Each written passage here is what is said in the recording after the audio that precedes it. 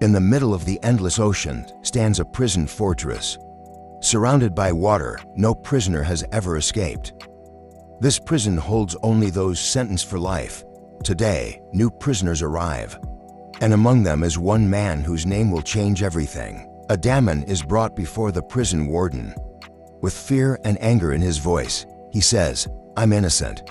I was brought here under false accusations." The warden replies, "I know you were framed. If you had truly committed a crime, they would have thrown you into a prison inside the country, not sent you here." The warden reveals only those trapped in conspiracies are sent here. Hearing this, a demon is shaken.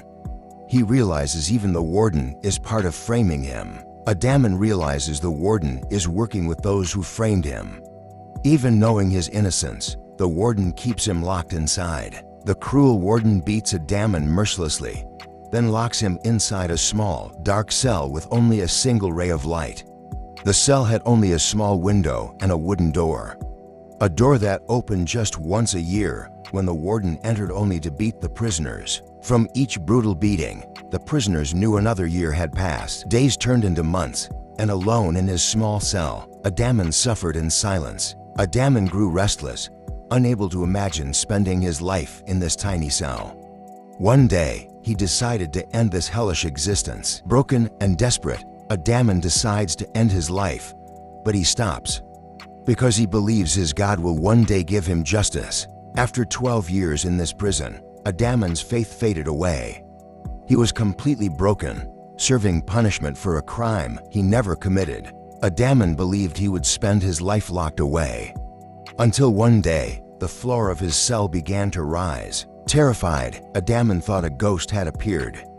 But then, he saw an old man rising from beneath the floor. He came to this prison in his youth. Years passed, his hair turned white, yet he has never been freed.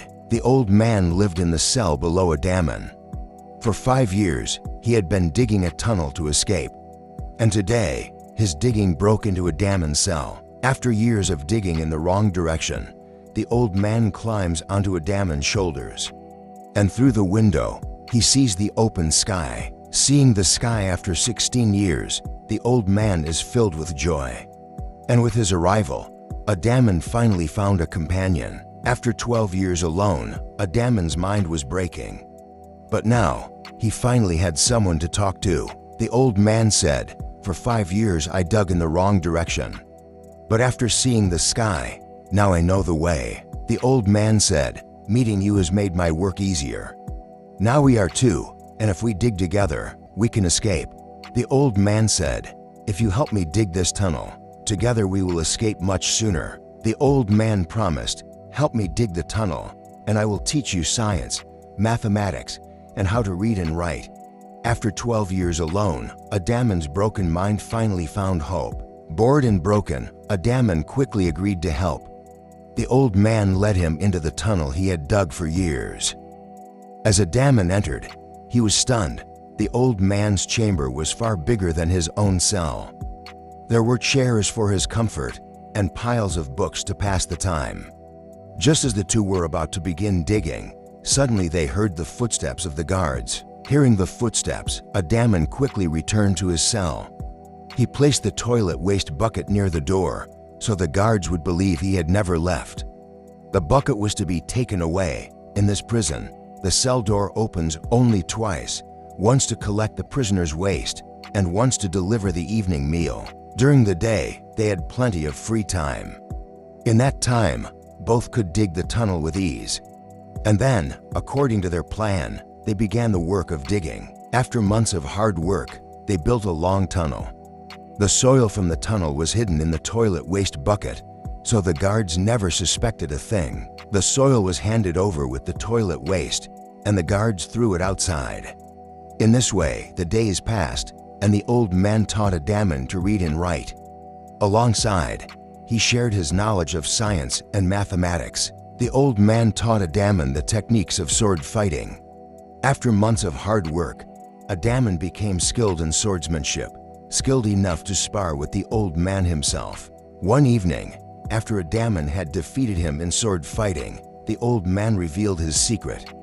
"I was once in Napoleon's army," he said. But I left them and chose another life. I became the secretary of a very wealthy man named Spart. I worked with him for many years until Spart died. But even after his death, his influence remained. After Spart's death, a rumor spread that he had hidden a great treasure, and Napoleon himself wanted to claim it. Since I was Spart's secretary, Napoleon captured me and questioned me about the treasure, but I never revealed anything about it. I knew nothing about the treasure, yet Napoleon tortured me and then sent me to this prison. Hearing this, Adaman was filled with anger, for he too had suffered injustice. Because of Napoleon's betrayal, he was left to rot in this prison. Now, Adaman begins telling the old man the story of how he ended up here, and the scene shifts into a flashback. We see a small boat with several men aboard. Among them are Adaman and his childhood friend Fernand. In fact, all of them work for a shipping company. That day, the ship's captain suddenly fell ill. So Adaman decided they would take a boat to the nearest island to get him treated. After some time, they reached an island, but the moment they stepped ashore, British soldiers captured them. And then a man appeared. His name was soon to be revealed. That man was Napoleon, the one who had thrown the old man into prison for not revealing the treasure. Once, he had even been the King of France. Next episode incoming, but only if you subscribe and turn on notifications. Otherwise, tough luck. Like this video and comment what you want next.